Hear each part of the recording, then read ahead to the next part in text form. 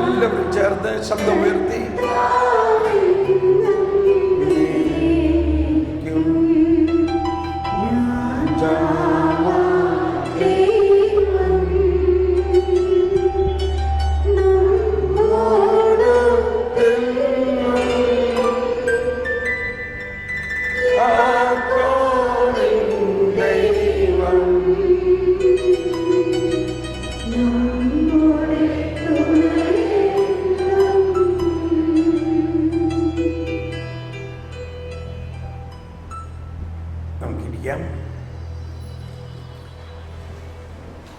Praise the Lord. നമ്മൾ പടിപടിയായിട്ട് വരദാനങ്ങളുടെ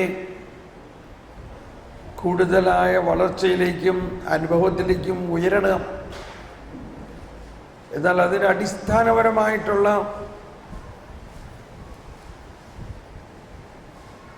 പ്രധാന കാര്യങ്ങളാണ് ഇപ്പോഴും നമ്മൾ പഠിച്ചുകൊണ്ടിരിക്കുന്നത്. സാധാരണ നമ്മൾ ധ്യാന കേന്ദ്രത്തിലെല്ലാം പോയി കഴിഞ്ഞാൽ ചെല്ലുമ്പോഴേ തന്നെ ചില ആളുകൾ ചോദിക്കും, കൗൺസിലിംഗ് ഇല്ലേ? കൗൺസിലിംഗ് ഇല്ലേ? ആ, കൗൺസിലിംഗ് ഉണ്ട്. പിന്നെ എപ്പോഴാണ് കൗൺസിലിങ്ങിനെ വിളിക്കണമെന്നുള്ള ഒരു ആകാംക്ഷയിലാണ് ഇരിക്കുന്നത്. ഓരോ ക്ലാസ് കഴിയുമ്പോഴും ഇത് കഴിയുമ്പോൾ എൻ്റെ കൗൺസിലിംഗ് ആയിരിക്കും. കൗൺസിലിങ്ങിൽ കൗൺസിലർക്ക് ഇങ്ങനെ ദർശനങ്ങളൊക്കെ കിട്ടുമ്പോൾ എന്നെക്കുറിച്ചുള്ള കാര്യമെല്ലാം പറഞ്ഞു തരും.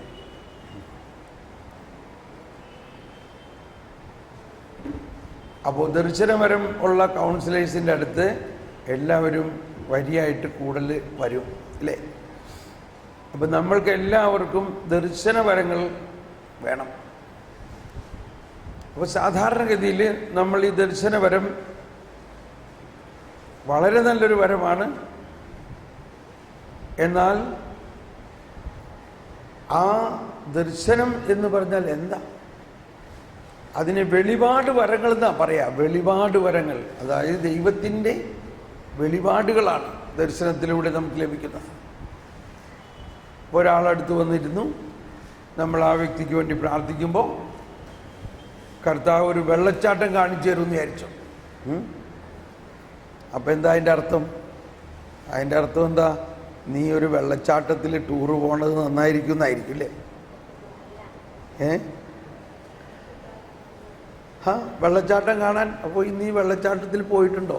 പിന്നെ ഞാനിവിടെയൊക്കെ വെള്ളച്ചാട്ടം കാണാൻ പോയിട്ടുണ്ട്. ഇത് അങ്ങനെയുള്ള വെള്ളച്ചാട്ടത്തിൽ, ഇത് ഭയങ്കര നയാഗ്രമായിട്ടുള്ള വെള്ളച്ചാട്ടം. ഓ, അപ്പോൾ ഇനി നയാഗ്രയ്ക്ക് പോകാനായിരിക്കുമോ സന്ദേശം? ഇതിൽ വല്ല വെളിപാടുണ്ടോ? അതിൽ വെളിപാടുണ്ടോ? അതിൽ വെളിപാടില്ല. അപ്പോൾ ഈ ദർശനത്തിൽ കാണുന്ന ഓരോ ചിഹ്നങ്ങൾക്കും നമ്മുടെ മനുഷ്യ ബുദ്ധിയിൽ രൂപം കൊള്ളുന്ന അർത്ഥമല്ല അതിന്.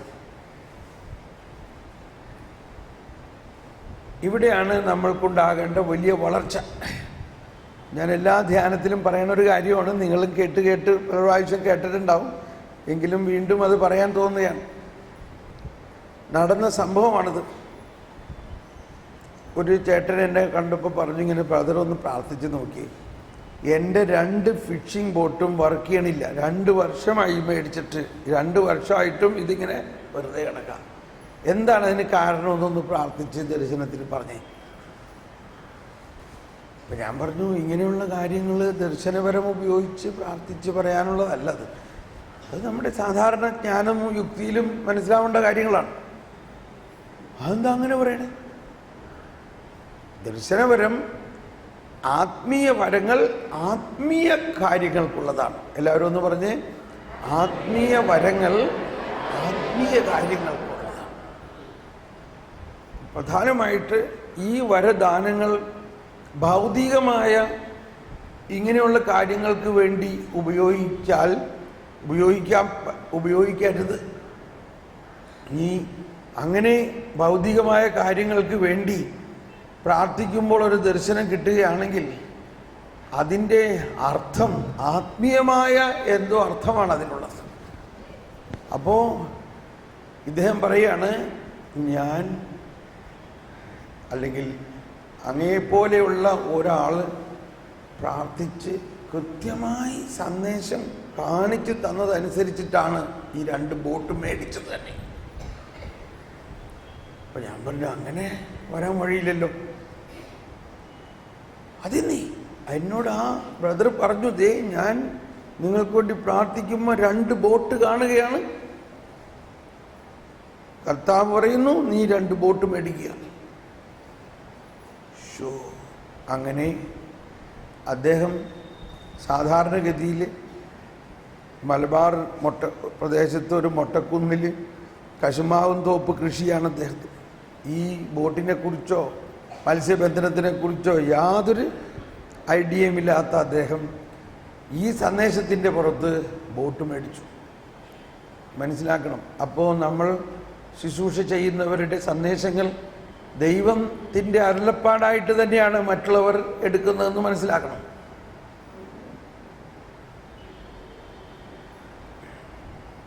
പക്ഷേ ബോട്ട് 2 വർഷമായിട്ടും ഓടണില്ല. ബാങ്കിൽ പലിശ കൊടുത്തുകൊണ്ടിരിക്കുന്നു.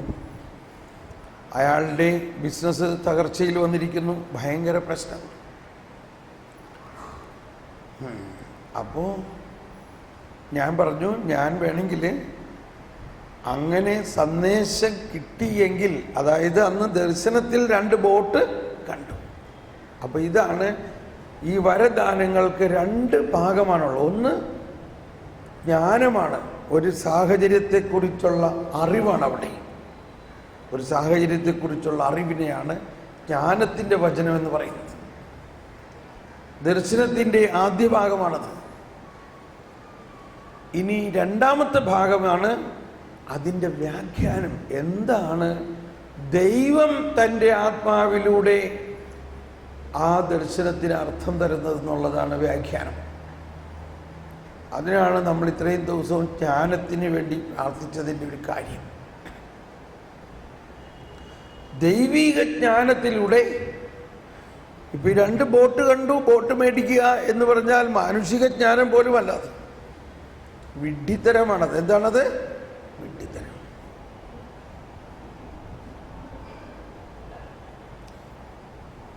അങ്ങനെ ദൈവിക ജ്ഞാനത്തിലൂടെ പ്രാർത്ഥിക്കുമ്പോൾ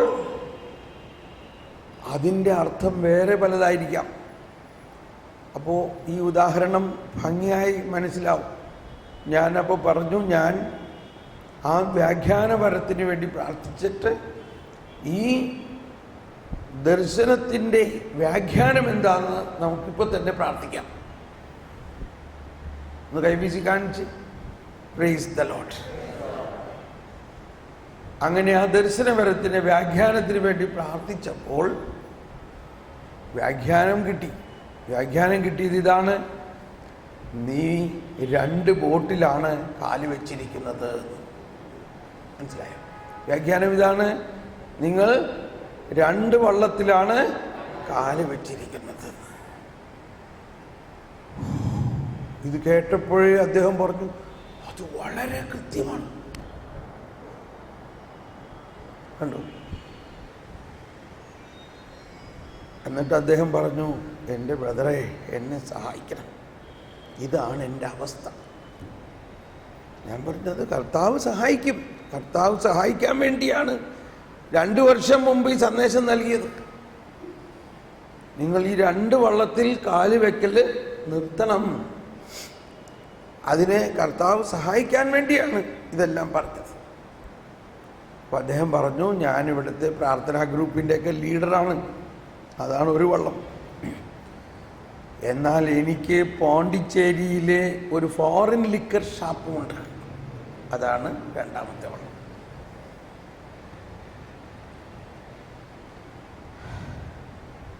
കാര്യം മനസ്സിലായല്ലോ? മനസ്സിലായി. എന്ത് മനസ്സിലായി? ആ ലിക്കർ ഷോപ്പ് വിട്ട് ഞാൻ ഈ പ്രാർത്ഥനയും കർത്താവിൻ്റെ വള്ളത്തിലായിരിക്കണം എന്നാണ്.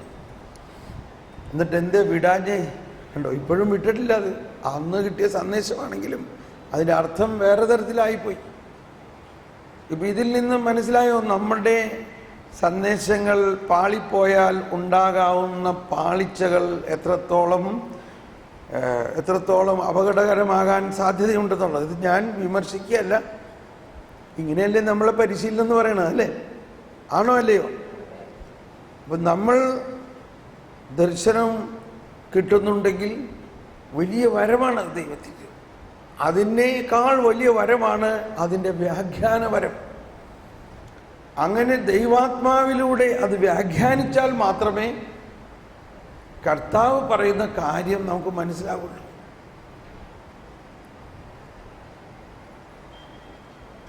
കുറെ തെങ്ങുംതോപ്പ് കണ്ടപ്പോൾ ഒന്ന് തെങ്ങുംതോപ്പ് മേടിക്കാൻ അല്ല.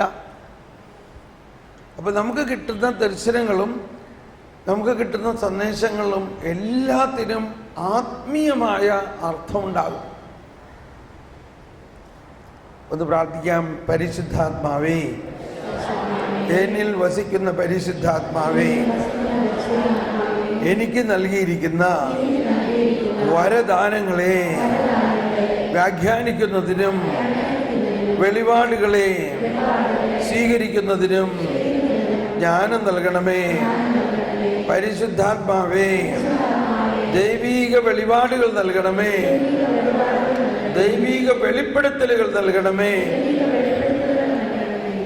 Praise the Lord. ഞാൻ പറഞ്ഞു വന്നത് വേറെ കാര്യമായിരുന്നു, ഇപ്പോൾ വേറെ വഴിക്കാണ് പോയത്. പക്ഷെ കുഴപ്പമില്ല, ഇല്ലേ? ഞാൻ പറഞ്ഞു വന്നത് ഈ കൗൺസിലറുടെ അടുത്ത് ക്യൂ നിൽക്കണ കാര്യം ആൾക്കാർ, ഇല്ലേ? ഏത് കൗൺസിലർമാരുടെ അടുത്ത് ക്യൂ നിൽക്കും? ദർശനവരങ്ങളുള്ള ആളുടെ അടുത്ത് ക്യൂ നിൽക്കും. അപ്പോൾ ഈ ദർശനവരത്തിലൂടെ നമ്മൾ മറ്റൊരാളുടെ ജീവിത രഹസ്യങ്ങളെല്ലാം നമുക്ക് വെളിപ്പെടുത്തി കിട്ടുകയാണ്. ഇത്ര വയസ്സിൽ എനിക്ക് ഇന്നത് സംഭവിച്ചു, അത് കറക്റ്റാണ്. ഇപ്പോൾ ഒരു ഉദാഹരണം എനിക്ക് വരുന്നത് നല്ലൊരു ഉദാഹരണമാണ്. ഒരു 62 വയസ്സുള്ളൊരു അമ്മച്ചി ഭയങ്കര വേദനയും വിഷമവുമായിട്ട് വന്നിരിക്കുമ്പോൾ ആ അമ്മച്ചിക്ക് വേണ്ടി ഞാൻ പ്രാർത്ഥിക്കുമ്പോൾ പറയുകയാണ്, കർത്താവ്, ഇവളുടെ 5 വയസ്സിൽ ഇവളുടെ അപ്പൻ മരിച്ചു. അതിൻ്റെ ദുഃഖം ഇവളിൽ നിന്ന് ഇപ്പോഴും വിട്ടു പോയിട്ടില്ല. അതാണ് ഇവളുടെ സകല രോഗങ്ങളുടെയും ബുദ്ധിമുട്ടുകളുടെ എല്ലാം കാരണം. അപ്പം ഞാൻ പറഞ്ഞു, 5 വയസ്സിൽ അപ്പം മരിച്ചോ? ഭയങ്കര കരച്ചിൽ കേട്ടോ. ഇപ്പം 62 വയസ്സായി. 5 വയസ്സിൽ അപ്പം മരിച്ച കാര്യം ഇപ്പോൾ പറഞ്ഞപ്പോൾ വാവിട്ട്. അതായത് കഴിഞ്ഞ 57 വർഷം 57 വർഷമായിട്ട് പാവം ഈ ദുഃഖവും ചുമന്നുകൊണ്ട് ഇങ്ങനെ നടക്കുകയാണ്. അപ്പോൾ ഒരു ഫ്രോക്കൊക്കെ ഇട്ട അമ്മച്ചിയാണ് കേട്ടോ. അപ്പം ഈ ഞാൻ പരിശുദ്ധാത്മാവേ, ഈശോയെ, അങ്ങയുടെ ദുഃഖത്തിൽ, അങ്ങയുടെ വേദനയോട് ഈ മകളുടെ ദുഃഖം സമർപ്പിക്കുന്നു. ഇത് വെളിപ്പെടുത്തി തന്നത് എന്തിനാണ്? അത് സൗഖ്യപ്പെടുത്താൻ വേണ്ടിയാണ്. അങ്ങനെ അത് സൗഖ്യപ്പെട്ട് കഴിഞ്ഞപ്പോൾ, കൗൺസിലിംഗ് കഴിഞ്ഞപ്പോൾ ഈ അമ്മച്ചി എന്ന് പറഞ്ഞ് അങ്ങ് ഡാൻസ് ചെയ്യാൻ തുടങ്ങി. എവിടെ പോയി ദുഃഖമൊക്കെ. എന്നിട്ട് അത് വന്ന് സാക്ഷ്യം പറയുന്ന നേരത്തും ആടിപ്പാടി സാക്ഷ്യം പറയാണ്. ഞാനിങ്ങനെ ഭയങ്കര 57 വർഷമായിട്ട് ചുമന്നിരുന്ന ദുഃഖം ഒരു നിമിഷം കൊണ്ട് മാറി. അപ്പോൾ ഇങ്ങനെ ഒരു വ്യക്തിയുടെ വളരെ കാര്യങ്ങൾ നമ്മൾക്ക് വെളിപ്പെടുത്തി തരും. അതിനും വാസ്തവത്തിൽ വെളിപാടെന്ന് പറയേണ്ട ആവശ്യമില്ല. അതൊരു വെളിപാടല്ല കാര്യം. ഇനി ഞാൻ പറയാൻ പോകണം, ശ്രദ്ധിക്കണേ, ഒന്ന് കൈവീശിയേ. Praise the Lord. ഈ നമ്മുടെ മുമ്പിൽ ഇരിക്കുന്ന സഹോദരി സഹോദരന്മാരുടെ ജീവിത രഹസ്യങ്ങളെ വെളിപ്പെടുത്തുന്നു. അതൊരു വശം. അതാണോ? എന്നാൽ ദൈവത്തിൻ്റെ നിഗൂഢ രഹസ്യങ്ങൾ വെളിപ്പെടുത്തി കിട്ടണോ? ഏതാ വേണ്ടേ? അതാണ് വെളിപാട് എന്ന് പറഞ്ഞാൽ. ദർശനം എന്ന് പറഞ്ഞാൽ ഈ നമ്മളുടെ മുൻപിൽ കാണുന്ന മനുഷ്യ വ്യക്തികളുടെ രഹസ്യങ്ങൾ വെളിപ്പെടുത്തി കിട്ടുന്നതല്ല. അതല്ല അതിൻ്റെ ഏറ്റവും വലിയ കാര്യം. അതിനേക്കാൾ ഉപരി എന്താണ്? ദൈവത്തിൻ്റെ നിഗൂഢ രഹസ്യങ്ങൾ വെളിപ്പെടുത്തി കിട്ടുന്നതാണ് വെളിപാട് വരം. അങ്ങനെ ദൈവത്തിൻ്റെ നിഗൂഢ രഹസ്യങ്ങൾ നമുക്ക് വെളിപ്പെടുത്തി കിട്ടുമ്പോൾ മനുഷ്യന്റെ രഹസ്യം താനെ കിട്ടും, ഇല്ലേ?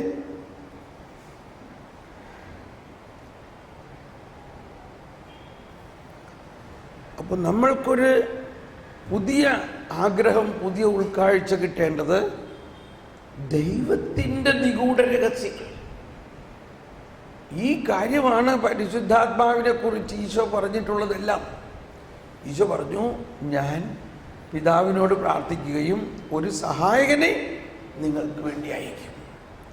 ആ സഹായകനായ പരിശുദ്ധാത്മാവ് നിങ്ങളെ എല്ലാ കാര്യങ്ങളും പഠിപ്പിക്കും എന്ന് പറഞ്ഞ എല്ലാവരും യോഹന്നാന്റെ സുവിശേഷം 14-ാം അധ്യായം 26-ാമത്തെ വചനമാണ്.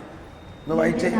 എന്റെ നാമത്തിൽ പിതാവ് അയക്കുന്ന സഹായകനായ പരിശുദ്ധാത്മാവ് എല്ലാ കാര്യങ്ങളും നിങ്ങളെ പഠിപ്പിക്കുകയും ഞാൻ നിങ്ങളോട് പറഞ്ഞിട്ടുള്ളവ നിങ്ങളെ അനുസ്മരിപ്പിക്കുകയും ചെയ്യും.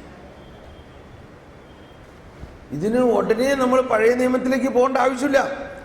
ഇത് പഴയ നിയമത്തിൽ ഉള്ള വെളിപാടല്ല.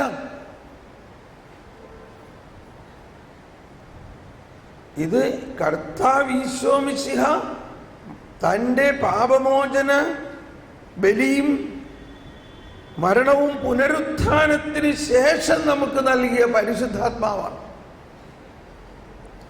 അതേ പരിശുദ്ധാത്മാവ് തന്നെയാണ് പഴയ നിയമത്തിലും പ്രവർത്തിക്കുന്നതെങ്കിലും ആ പരിശുദ്ധാത്മാവിൻ്റെ പടിപടിയായിട്ടുള്ള പ്രവർത്തനത്തിൻ്റെ ഉച്ചകോടി അനുഭവം വരുന്നത് യേശുവിനെ മരിച്ചവരിൽ നിന്നും ഉയർപ്പിച്ചു കഴിഞ്ഞപ്പോഴാണ്. അത് തമ്മിൽ വ്യത്യാസമുണ്ട്.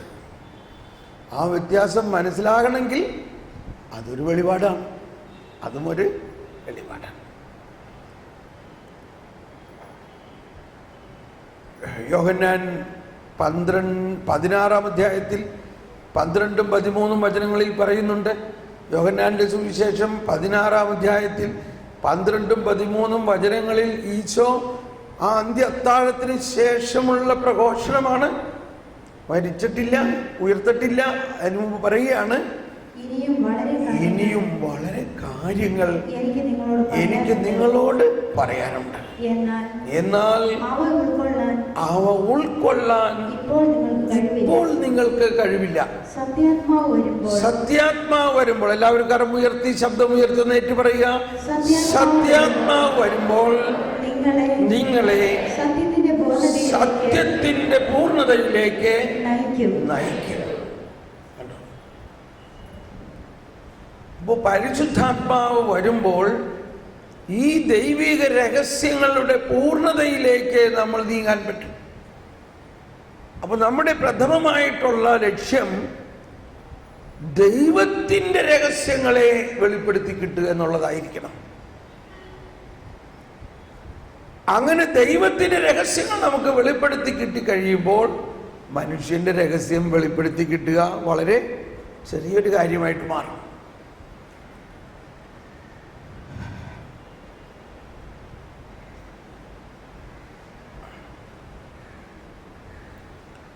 ഒന്ന് സ്തുതിച്ച് പ്രാർത്ഥിക്കാം. പരിശുദ്ധാത്മാവേ, ദൈവിക രഹസ്യങ്ങൾ ഞങ്ങൾക്ക് വെളിപ്പെടുത്തി തരണമേ. പരിശുദ്ധാത്മാവേ, ദൈവിക രഹസ്യങ്ങൾ വെളിപ്പെടുത്തി തരണമേ. Hallelujah, hallelujah, hallelujah.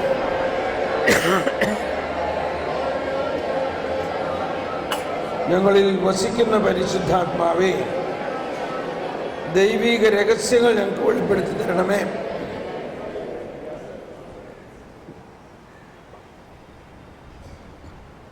ജ്ഞാനത്തിൻ്റെ പുസ്തകത്തിൽ നിങ്ങൾ വായിച്ചു കാണും, നിഗൂഢമായതും പ്രകടമായതും വെളിപ്പെടുത്തി തരും.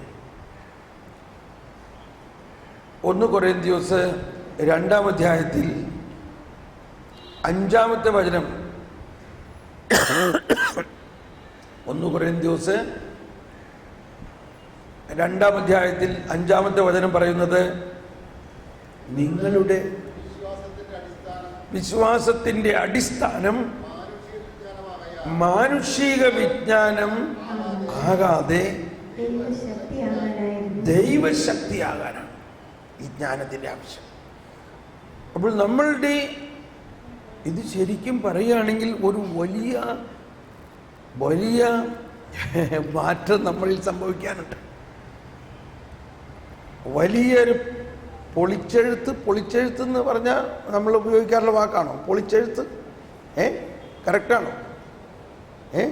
എന്താ ചേട്ടന്മാരെ, പൊളിച്ചെഴുത്ത് എന്ന് പറഞ്ഞാൽ എല്ലാത്തിനെയും മാറ്റി പൊളിച്ചെഴുത്ത് എന്ന് പറഞ്ഞാൽ ജെസ്സി ശരിയാണോ? പൊളിച്ചെഴുത്ത് എന്ന് പറഞ്ഞാൽ കറക്റ്റ്, എല്ലാം മാറ്റും. പല ഭാഷകളിൽ പറയണത് കൊണ്ട് ഇടയ്ക്ക് ചില ഭാഷകളുടെ മൂല അർത്ഥം വിട്ടുപോകുകയാണ്. ഒരു പൊളിച്ചെഴുത്ത് തന്നെ നമ്മളെല്ലാവരിലും ആവശ്യമുണ്ട്. ഇപ്പം ഈ 2 ദിവസം കേട്ടതുകൊണ്ട് അങ്ങനെ ഒരു സൂചന കിട്ടുന്നുണ്ടോ? നമ്മൾ ഇത്രയും നാളും കേട്ടിരുന്നതും ഇത്രയും നാളും വളരെ താലോലിച്ചതുമായ പല കാര്യങ്ങളെയും ഇപ്പൊ കേൾക്കുമ്പോൾ ടോട്ടലി ഡിഫറെൻ്റ് ആയിട്ട് തോന്നുന്നുണ്ടോ? പക്ഷെ അതുകൊണ്ട് പ്രയാസമുണ്ടോ? അതാണ് പൗലോസ്ലീഹ വേറൊരു സ്ഥലത്ത് പറയുന്നത്, പൂർണ്ണമായവ ഉദിക്കുമ്പോൾ അപൂർണമായവ അസ്തമിക്കും. അപ്പോൾ നമ്മളിൽ ചില അപൂർണതകൾ ഉള്ളത് മാറണതിന് പൂർണ്ണമായവ വന്നാൽ മാറും. ഇത് ഈ ധ്യാനത്തിൻ്റെ ഒരു പ്രത്യേകതയാണ്. ഞാനിത് പറയാൻ ഓർക്കുന്നത്, ഒരിക്കൽ ഒരു ധ്യാനകേന്ദ്രത്തിൽ ഇങ്ങനെ ധ്യാനിപ്പിച്ചുകൊണ്ടിരിക്കുമ്പോൾ ആ ധ്യാനകേന്ദ്രത്തിൻ്റെ ഡയറക്ടർ സിസ്റ്റർ ഇടയ്ക്കിടയ്ക്ക് വന്നിങ്ങനെ ഇരിക്കും. ബാക്കി തിരക്കുള്ള ജോലിയൊന്നും വിട്ടിട്ട് ഇടയ്ക്ക് വന്നിരിക്കും. പക്ഷേ പുറത്ത് നടക്കുമ്പോഴൊക്കെ സിസ്റ്ററോട് ഞാനിങ്ങനെ കാതോർത്ത് കൊണ്ട് നടക്കുകയാണ്. എന്നിട്ടൊരു 4-ാം ദിവസം എൻ്റെ അടുത്ത് വന്നിട്ട് പറയണേ, അതെന്താ ഞാൻ ഈ കേൾക്കണേ? എന്താ? അല്ല ബ്രദർ, ഈ പറയണ കാര്യങ്ങൾ കേൾക്കുമ്പോൾ ശരിയായിട്ടാണല്ലോ തോന്നണേ. പിന്നെ ഞാനെന്താ പറയണതെല്ലാം ശരിയല്ലേ? ഇവിടെ കർത്താവിൻ്റെ വചനവും പരിശുദ്ധാത്മാവിൻ്റെ ശക്തിയും വെളുപ്പിന് 3-3:30 മണിക്ക് മുതലിരുന്ന് പ്രാർത്ഥിച്ചിട്ടാണ് ഇവിടെ വരണത്. അല്ല അങ്ങനെയാണെങ്കിൽ ഈ കേരളം മുഴുവനിലും ഒരു പൊളിച്ചെഴുത്ത് ആവശ്യമുണ്ടെന്ന് തോന്നുന്നല്ലോ.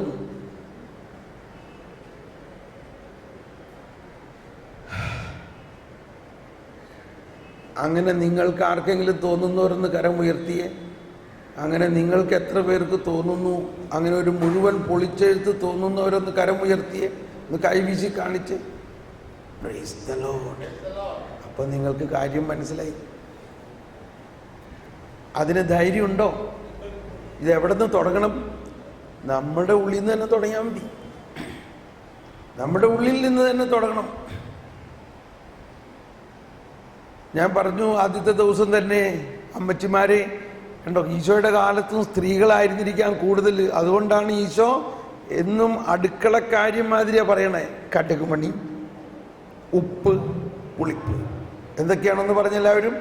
കടുക് മണി, ഉപ്പ്, പുളിപ്പ്. ഈ 3 കാര്യത്തിൻ്റെ അർത്ഥം മനസ്സിലായാൽ മതി, നമ്മുടെ ജീവിതം ധന്യമാണ്. പുളിപ്പിന് എന്തുണ്ടാകണം? വീര്യമുണ്ടാകണം. വീര്യമുള്ള പുളിപ്പാണെങ്കിൽ അത് 3 ഇടങ്ങഴി മാവിനെയും പൊളിപ്പിക്കും. ഈ 3 ഇടങ്ങഴി മാവ് എന്ന് പറയുന്നത് നമ്മുടെ ആത്മാവും മനസ്സും ശരീരവുമാണ്. Praise the Lord. ഈ 3 ഇടങ്ങഴി മാവ് എന്ന് പറയുന്നത് അപ്പനും അമ്മയും മക്കളുമാണ്. Praise the Lord. ഈ 3 ഇടങ്ങഴി മാവ് എന്ന് പറയുന്നത് സ്വർഗവും ഭൂമിയും പാതാളവുമാണ്. അങ്ങനെ ഈ 3 ഇടങ്ങഴിയെ നമ്മൾക്ക് പലതരത്തിൽ കാണാം. പക്ഷേ പുളിപ്പിന് വീര്യമില്ലെങ്കിൽ എന്തുണ്ടായിട്ട് എന്താ കാര്യം? ഒന്നുകൂടി വായിക്കാം ആ വചനം. എന്താണ് ആ വചനം? നിങ്ങളുടെ വിശ്വാസത്തിന്റെ അടിസ്ഥാനം എല്ലാവരും കരമുയർത്തിയേറ്റ് പറഞ്ഞുകൊണ്ട്, നിങ്ങളുടെ വിശ്വാസത്തിന്റെ അടിസ്ഥാനം മാനുഷിക വിജ്ഞാനമാകാതെ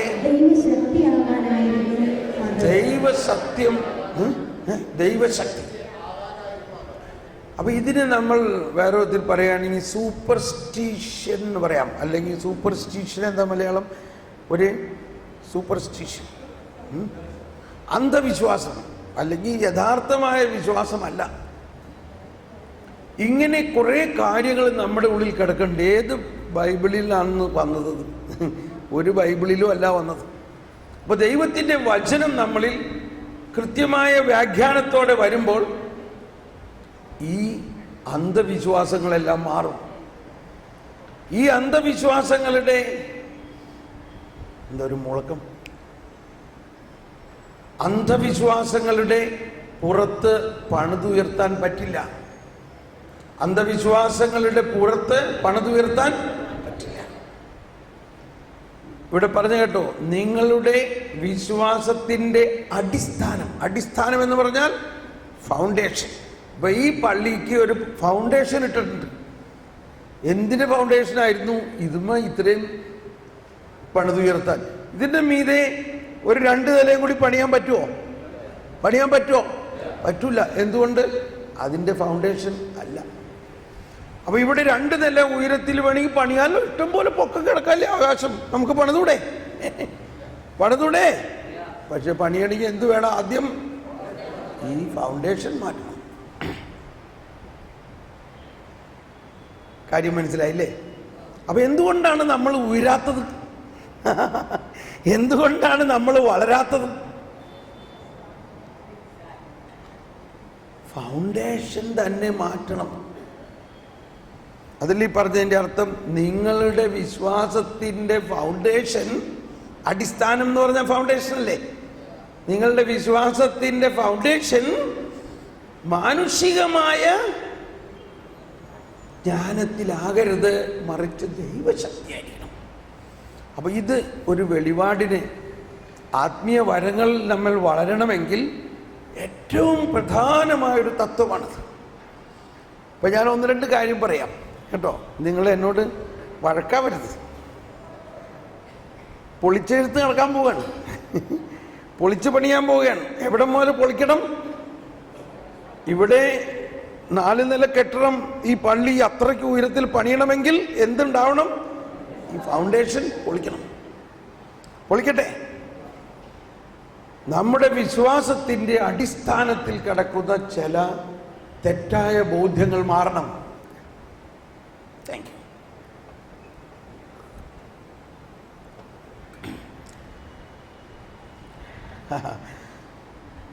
ഒരിക്കൽ കുറച്ച് നാടകീയമായിട്ട് അവതരിപ്പിക്കാം സമയം. ഒരിക്കൽ ഒരു അമ്മാവൻ മരുമകനെ വിളിച്ചോണ്ട് വന്നു. എൻ്റെ ബ്രദറെ, ഇവൻ എന്നോട് ചോദ്യങ്ങൾ ചോദിച്ചിട്ട് എന്നെ അങ്ങ് വീർപ്പ് മുട്ടിക്കുകയാണ്. എനിക്കിതിനൊന്നും ഉത്തരം പറയാൻ പറ്റണില്ല. അതുകൊണ്ട് ഞാൻ പറഞ്ഞു, ഇങ്ങനെ ഒരു ബ്രദർ വരും, നീ അങ്ങേരുമായിട്ട് ആർഗ്യുമെൻ്റ് ചെയ്യും. അപ്പോൾ ഇവൻ എൻ്റെ അടുത്ത് വന്ന് ഇവനെ കൊണ്ടുവന്നു. അപ്പം അമ്മാവൻ പറഞ്ഞു, ബ്രദർ ഒന്ന് അവൻ്റെ ചോദ്യങ്ങൾക്കൊക്കെ ഉത്തരം പറയും. ഇവൻ പറയണത് ഈ സഭ ശരിയല്ല, അച്ഛന്മാർ ശരിയല്ല, മിത്രാൻ ശരിയല്ല, നമ്മുടെ വിശ്വാസം ശരിയല്ല, അതിനൊക്കെ അവൻ്റെതായ കാരണമുണ്ട്. അവന് ആർഗ്യുമെൻ്റ് ചെയ്യണമെന്നാണ് പറയണേ. എനിക്കതിനുള്ള അറിവില്ല, അമ്മാവൻ പറയണം. അപ്പം ഞാൻ പറഞ്ഞു, എൻ്റെ അടുത്ത് വിട്, ഞാൻ ആർഗ്യുമെൻ്റ് ചെയ്യാം. എന്ന് പറഞ്ഞാൽ തർക്കം നമുക്ക് തർക്കിക്കാം. അപ്പോൾ തർക്കം എന്ന് പറയുന്നത് ഒരു നല്ല കാര്യമാണ്. വഴക്കടിക്കാൻ വേണ്ടിയല്ല, ചില കാര്യങ്ങളെക്കുറിച്ച് തർക്കിക്കാം. ഇത് ജർമ്മനിയിൽ നടന്ന കാര്യമാണ്. ജർമ്മൻകാരുടെ സാധാരണ സ്വഭാവമാണ് എന്ത് കാര്യവും തർക്കിച്ച് അതിനകത്തുനിന്ന് ഉരുത്തിരിഞ്ഞ് ആശയം ഉണ്ടാക്കുക എന്നുള്ളത് അവരുടെ നല്ലൊരു സ്വഭാവമാണ്. അപ്പോൾ അവർ തമാശയ്ക്ക് പറയും, സ്വർഗത്തിലേക്ക് പോണ നേരത്തും അവിടെ ഒരു ബോർഡ് എഴുതി വെച്ചിട്ടുണ്ട്, സ്വർഗത്തെക്കുറിച്ചുള്ള തർക്കം എന്ന് കേട്ടാൽ ജർമ്മൻകാരൻ എവിടെ പോകും? ആ തർക്ക സ്ഥലത്തേക്ക് പോവുള്ളൂ, സ്വർഗത്തിലേക്ക് പോവില്ല എന്ന്. അത്രയ്ക്ക് അവർ തർക്കത്തിനോട് താല്പര്യമുണ്ട്. അപ്പം ഈ മകൻ എൻ്റെ അടുത്ത് തർക്കിച്ചു, ഇത് ശരിയല്ല. അപ്പം ഞാൻ അവസാനം പറഞ്ഞേട്ടാ മോനെ, ഞാനും അതേ കത്തോലിക്ക സഭയിൽ തന്നെയാണ്. പക്ഷെ എൻ്റെ ഭാവം പറയണത്, ഈ സഭയുടെ ഇന്നത്തെ നിലപാടുകൾ കാരണം എൻ്റെ വിശ്വാസം നഷ്ടപ്പെട്ടു പോയി. ഇതാണ് അവൻ്റെ പ്രധാന വിഷയം. ഇങ്ങനെയൊന്നും അല്ല സഭ നടക്കേണ്ടത്. ഞാൻ പറഞ്ഞു, ഞാനും ആ സഭയിൽ തന്നെയാണ്, പക്ഷെ എൻ്റെ വിശ്വാസം നഷ്ടപ്പെട്ടിട്ടില്ലല്ലോ. അങ്ങനെ പറഞ്ഞാൽ ശരിയാവില്ല. വീണ്ടും ഞാൻ പറഞ്ഞു, ഈ വിശ്വാസം എന്നത് ദൈവത്തിൻ്റെ ദാനമാണ്. അതൊരിക്കൽ നമുക്ക് ലഭിച്ചാൽ അതൊരിക്കലും നഷ്ടപ്പെട്ടു പോകില്ല. പോയിന്റ് നമ്പർ 1 മനസ്സിലായോ? മാമോദീസായിലൂടെ നമ്മളെല്ലാവരിലും ദൈവം വിശ്വാസം ദാനമായിട്ട് നൽകിയിട്ടുണ്ട്. പക്ഷേ എന്നിട്ട് ഞാൻ അവനോട് പറഞ്ഞു, വാസ്തവത്തിൽ നിനക്കിപ്പോൾ വിശ്വാസം ഇല്ല എന്നാണ് നിനക്ക് തോന്നുന്നതെങ്കിൽ നിനക്ക് പണ്ടും ഉണ്ടായിരുന്നില്ല എന്ന് പറഞ്ഞു. അപ്പം അവനാകെ വിഷമായി. നിനക്ക് പണ്ടും വിശ്വാസം ഉണ്ടായിരുന്നില്ല, അഥവാ ആ വിശ്വാസത്തിൻ്റെ കാമ്പ്, കഴമ്പ് നീ മനസ്സിലാക്കിയിട്ടില്ല. ഇപ്പം നമ്മുടെ നാട്ടിൽ നാളികേരം കയറി നാളികേരം ഇറക്കിയിട്ട് കഴിഞ്ഞാൽ എന്താ പറയണേ, ആ കണക്കൻ വന്നിട്ട് അതിനെ സോർട്ട് ഔട്ട് ചെയ്യും. അവനിങ്ങനെ നല്ലതൊക്കെ കിട്ടും, കുറച്ചൊക്കെ അങ്ങോട്ട് വലിച്ചെറിഞ്ഞ് കളയണാണ്. അതെന്താ അത് പേടെന്ന് പറയും. എന്ത് പറയും? കണ്ടു കഴിഞ്ഞാൽ രണ്ടും ഒരുമാതിരി ഇരിക്കും. കയ്യിലിടിക്കുമ്പോൾ എന്താണ് അതിന്? എന്തുകൊണ്ട് അതിന് പേടെന്ന് പറയണു? കാമ്പില്ല. കറക്റ്റ്, കാമ്പില്ല. അപ്പൊ നമ്മൾ ആരാ?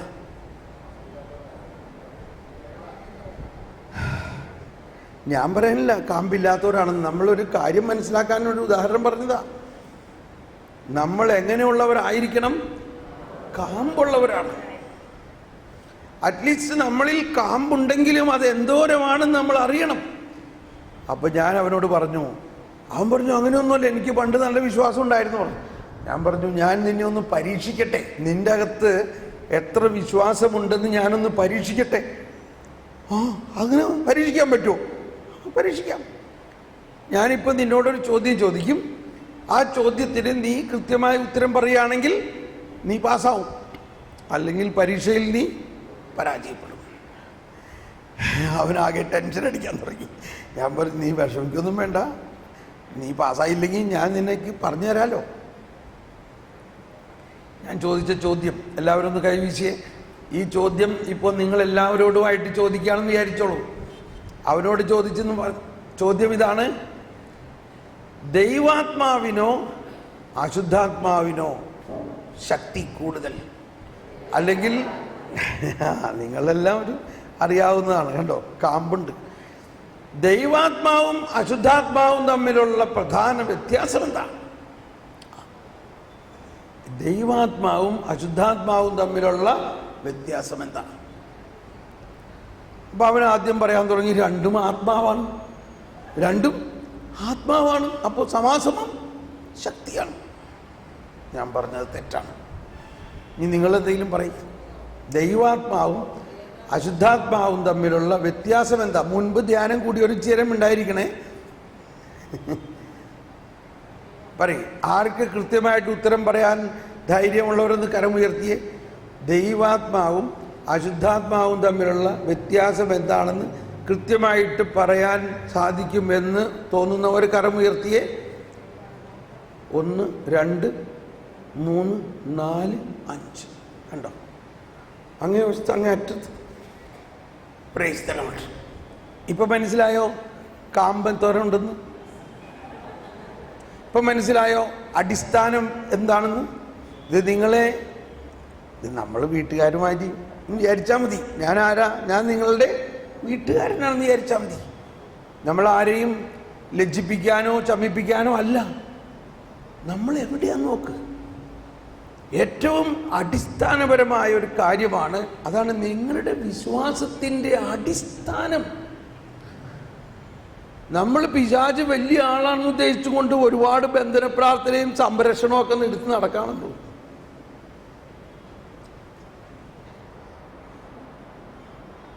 ആരാണപ്പോ ഈ പിശാച്?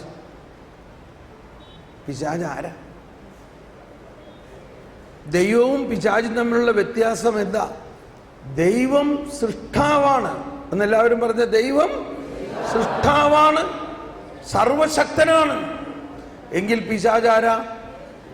ഒരു സൃഷ്ടി മാത്രമാണ്. പിശാച് ആരാണ്? സൃഷ്ടി മാത്രമാണ്. പിശാച് എങ്ങനെ ഉണ്ടായി? മാലാഖമാരുടെ പതനത്തിൽ നിന്നാണ് ഉണ്ടായത്. മാലാഖമാരായിരുന്നപ്പോ അവരാരായിരുന്നു? സൃഷ്ടിയായിരുന്നു. മാലാഖമാർ ദൈവത്തിന്റെ സൃഷ്ടിയായിരുന്നു.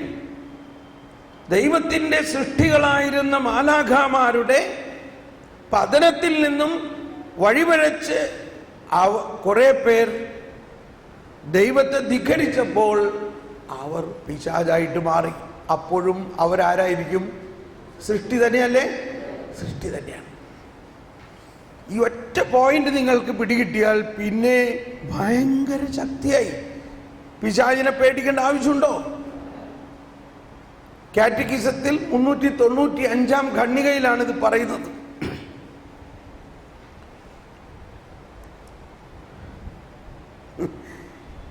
നമ്മൾ കേട്ടേക്കണതെല്ലാം പിശാച് ഭയങ്കര ശക്തനാണ്, ആവശ്യമില്ലാണ്ട് അവിടെ പ്രാർത്ഥിക്കാനൊക്കെ പോയി കഴിഞ്ഞാൽ തിരിച്ചടി ഉണ്ടാവട്ട. അങ്ങനെ പിശാചിനെ പേടിച്ച് ജീവിക്കുന്ന ഒരു ജീവിത രീതി അല്ല ഒരു ക്രിസ്ത്യാനി. ഒരു ക്രിസ്ത്യാനിയെ കണ്ടാൽ പിശാച് പേടിക്കണം, അവനെ കണ്ടാൽ പിശാച് ഓടണം. അതാണ് വാസ്തവം. പക്ഷേ നമ്മുടെ വിശ്വാസത്തിന്റെ അടിസ്ഥാനം ഈ പിശാച് വലിയ ആളാണെന്ന് ഉദ്ദേശിച്ചിരിക്കുകയാണെങ്കിൽ അത് വിശ്വാസമേ അല്ല, അത് വിശ്വാസമല്ല. ഇത് പറഞ്ഞപ്പോൾ കുറെ അമ്മച്ചിമാർ നല്ല ഉറക്കമാണ്. ഒന്ന് ഉറങ്ങണവരൊന്ന് കൈപൊക്കിയേ.